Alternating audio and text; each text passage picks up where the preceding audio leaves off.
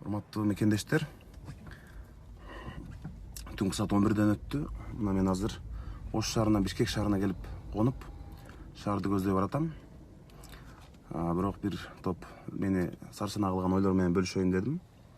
Кече Ысык көлдөн келген, Бишкек шаарына жардамга келген врачтарды депутат Наталья Никитенко көз тосуп алып, мейманканага жайгаштырып, аларга колубуздан келишинче көмөгүбүздү көрсөтүп, бүгүн эртең менен кайра Ош шаарына учуп кеттик.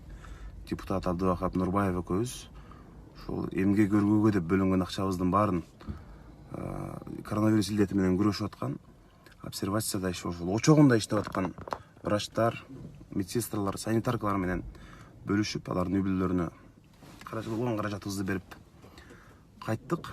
Бүгүн мен ушул больницалар менен дагы көрүп чыктым. Врачтар менен сүйлөштүм. Арачылоодо өзүмдүн агам Бишкекте пневмония болуп, ага ушуну жаткырганга оорукана таппай, дагы бир топ жүдөдүк. Эми ушундай оор шартта жашап атабыз.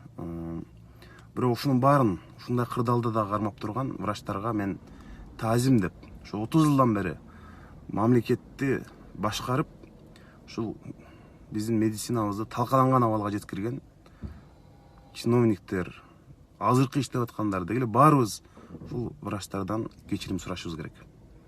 Анткени ушундай оор кырдаалда ушул врачтардын гана көмөгү менен, сиздердин гана антыңыздарга туруп, аз ушул болбосо акчага иштеп атсаңыздар дагы биздин жарандар үчүн, алардын өмүрлөрүн сактап иштеп атканыңар үчүн баарыңарга таазим.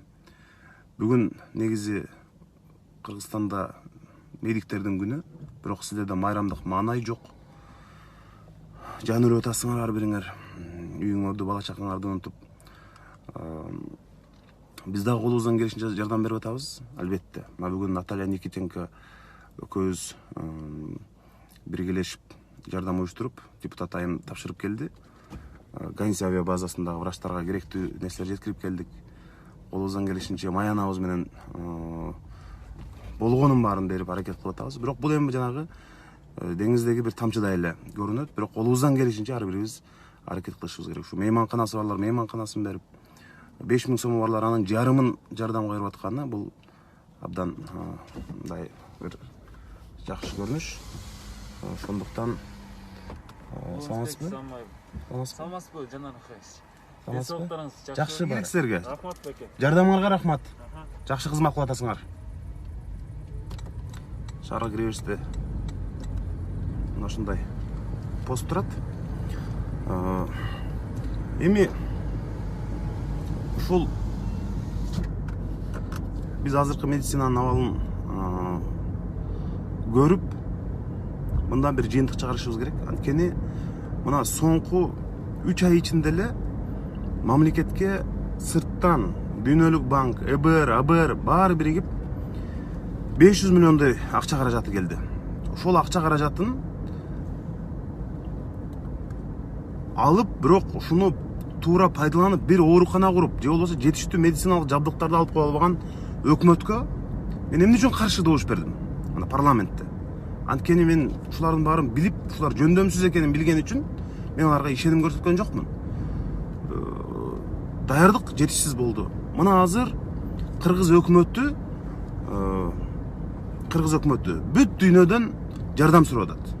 Ушу мындай бардык дары-дармектерди сурап, мындай бир кайырчыдай образга жаратып атабыз азыр. Мына биз мамлекет катары барбызбы же жокпузбу деген маселе турат да. Анткени ушу кошуна өлкөлөрдөн элементарный бир мындай бир градусниктен баштап болбосо дарыдан бери азыр кайырчыдай болуп сурап отурабыз. Бизде мамлекет деген бул эмне бул? Бизнесмендер жардам берип атса, ырчы чорчуларыбыз баарыбыз колунан келишинче жардам берип атса, анан өкмөт эч нерсе кылбай атканы, мындай абдан чабал болуп атканы бизди баарыбызды кейитет.